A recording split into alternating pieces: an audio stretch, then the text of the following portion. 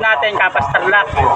Ang unit po na inayos namin na Adventure Mitsubishi, ang kanyang issue ay reverse mount faction. We are Team Sax!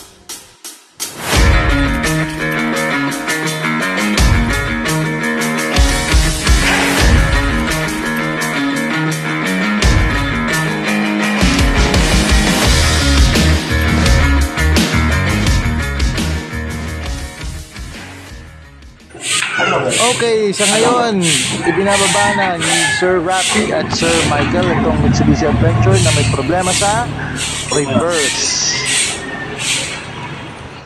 And ito, nababa na ng team. Punta tayo ngayon sa shop. Good morning, sir. Update lang po ako sa transmission ng Mitsubishi Adventure mo. Sir, okay, so far, yung mga clutches niya talaga, ayan, nakita niyo ito. Ito yung reverse niya na. Ubos yan, no?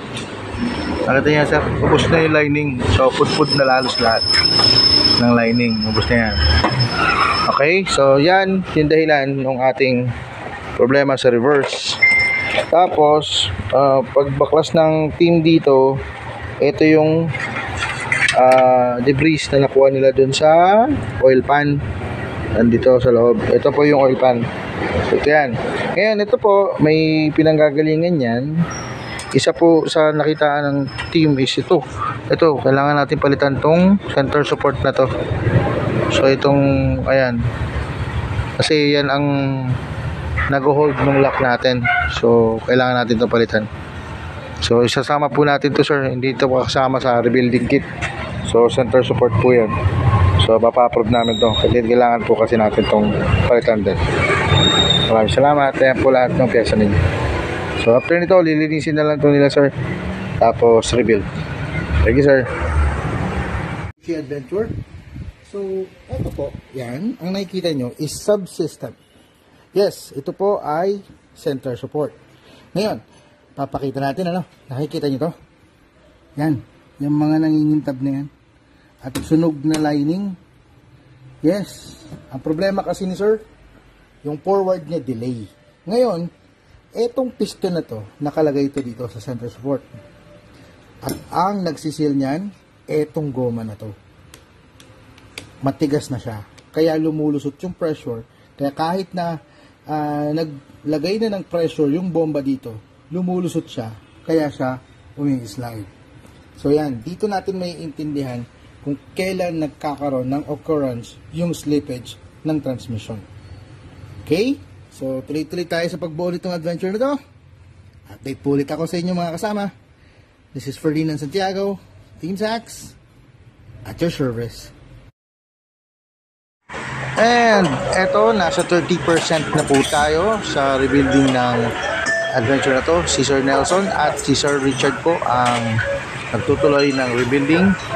So far, after this, sasampa natin sa unit at update tayo mga sir at ma'am. Thank you.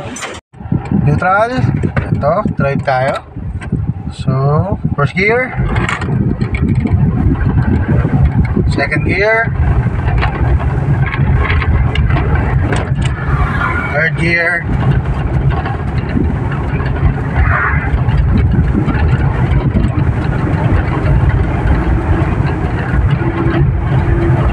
Fourth gear.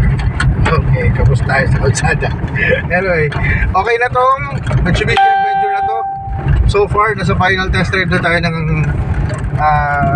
transmission nitong Mitsubishi Adventure. Pero, ni-rebuild po ito dahil sa reverse malfunction. So, ito, hinto tayo. Yan, wala naman tayong kasabayan sa kalsada. Then, reverse. Ayan, oh. Ganda na agad ng reverse niya. Then, neutral. Tapos drive tayo. So maganda na yung response ng transmission ni sir. Ayan, location natin is Tarlac. And this unit is Mitsubishi Adventure. Tapos yun nga, problema ni sir is wala siyang reverse lalo pag malamig.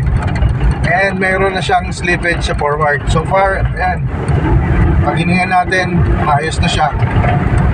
Ganda na yung acceleration ng adventure ni sir. Okay na itong unit na to. Ito naman ay rebuild.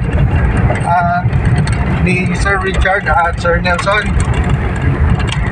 Kasama naman si Sir Michael at Sir Rafi sa sampal ng unit at tanggal ng transmission. So far, okay na to. So, papasa na natin sa may-ari ito. Nakita nyo naman, oh. Ganda ng paligid, oh. Makita mo ko siya. Okay, yun, oh. Diba? Alright, so nasa tarlac tayo. Okay na tong Mitsubishi Adventurer reverse malfunction. Maraming salamat!